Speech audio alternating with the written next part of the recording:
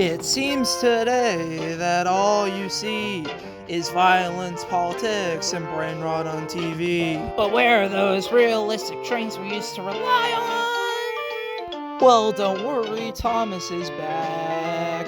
Realism is actually a thing now. Real stories that won't make us want to die. He's our number one engine. That's me.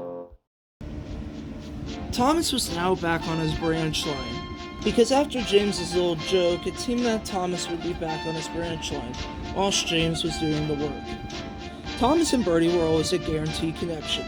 Bertie would drop off the passengers for Thomas to leave with. However, Thomas sat at the station grumpily for hours and hours, what it felt like for hours and hours, until finally, Henry showed up. Thomas soon said, "What took you so long?"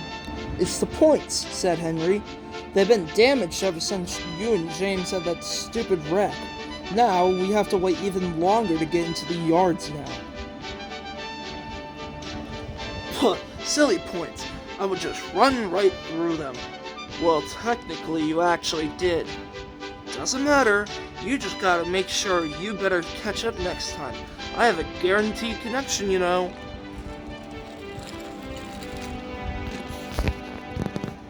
Guaranteed connect. Oh my god.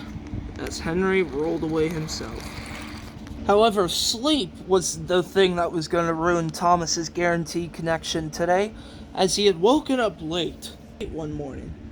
"Oh no, I'm late!" Soon Thomas ran to the station.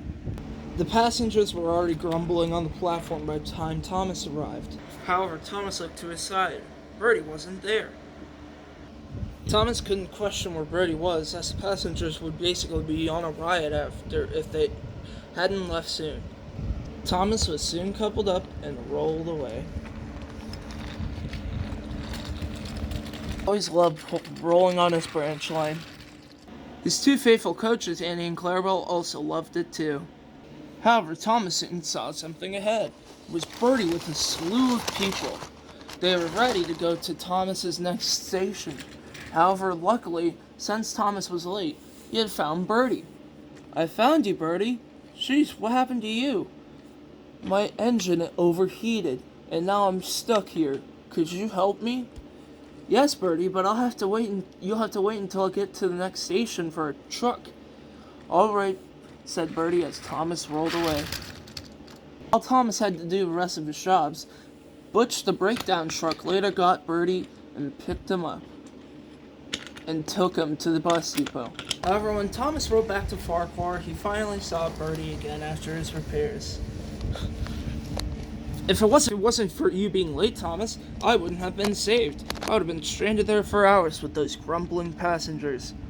Boy, do I know about grumbling passengers.